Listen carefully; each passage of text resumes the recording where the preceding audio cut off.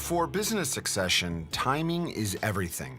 Having your business in the right position at the right moment to exit successfully on your terms is the goal, whether you're transitioning the business to your management team, family, or an outside buyer. It's emotional. There are many variables, and for many owner-operators, there have been hurdles along the way. It's like selling your entire life's work. You know, like this is like selling one of your kids. This is what I created over 30 years. There's no pension plan. There's nothing like that. It's a liquidity event. People have delayed, I think, the concept of succession planning, and perhaps because they don't, in their own minds, have an idea of how that will work. Maybe they haven't identified a buyer, so they think that they're not ready. When the economic downturn happened, I think people really realized, I should have taken care of that before this happened, and perhaps feel a little bit stuck. All of a sudden their investment maybe isn't worth as much as they'd hoped. There aren't as many potential buyers in the market to take the business off their hands. So divesting becomes a little bit more remote for them. And I think people will look at that now, or I hope people will look at that now and say, well, perhaps I am going to end up in this business for another 5 years, but really I should start planning now for that 5 years. The succession challenge includes managing expectations around value and the realities of transferring ownership. What will buyers actually pay? What makes the business saleable? When exactly is the right time? Sometimes we run into situations where an owner is tired of their business and they don't really see the true worth of their business, and we have to convince them that it's worth much more than it is. In other cases, clients have anecdotal cocktail tidbits on what their business is worth that doesn't reflect what it's truly worth or what a prospective purchaser may believe it's worth, and we need to help them understand the value and walk them through the valuation process to properly set their expectations. I think as an entrepreneur, it's not necessarily about building the value, because they've probably already done that. It's more about preserving that value and being able to transfer that value.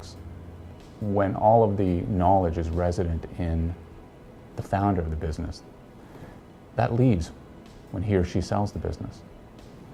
And you've not transferred any value. And when you don't transfer the value, you're not getting paid for it. Buyers want to walk in, buy the business, and have no fear that when you retire and move out the door as the entrepreneur, all the value they just paid for is going to stay there. No matter what succession path you're on, getting an early start matters.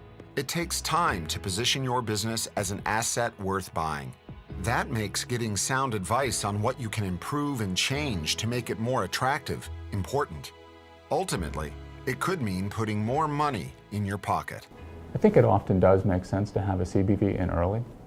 Some of those functions are to do an estate freeze and personal planning to take care of your own personal affairs before you sell the business. That's definitely a good reason to get a CBV in early. It's also a good idea to get a CBV in early in the sales process so you understand what the value might be, so that everybody goes into any sort of sales process with their eyes wide open. Ideally, we'd want to talk to a person 5 years in advance of their sale, and we'd want to work with them to maximize the value of their business in that 5-year term. If you're in early enough and you're assisting your clients through a transaction, you're also helping them identify buyers. And in many cases, we see a lot of people here, especially in small to mid-sized owner-managed businesses, that believe that their management team or their children or someone that they'd like to sell to can't afford it. They can't come up with the money, therefore I have to look outside. So we work a lot here with bankers to try and ensure that the people who are divesting their business understand that the market for selling the business is not limited to someone with deep pockets. You want to be on a beach somewhere in 5 years' time. The things you need to do today is, number one, understand the value drivers of your business. Number two, strengthen your management team. You need to make yourself redundant.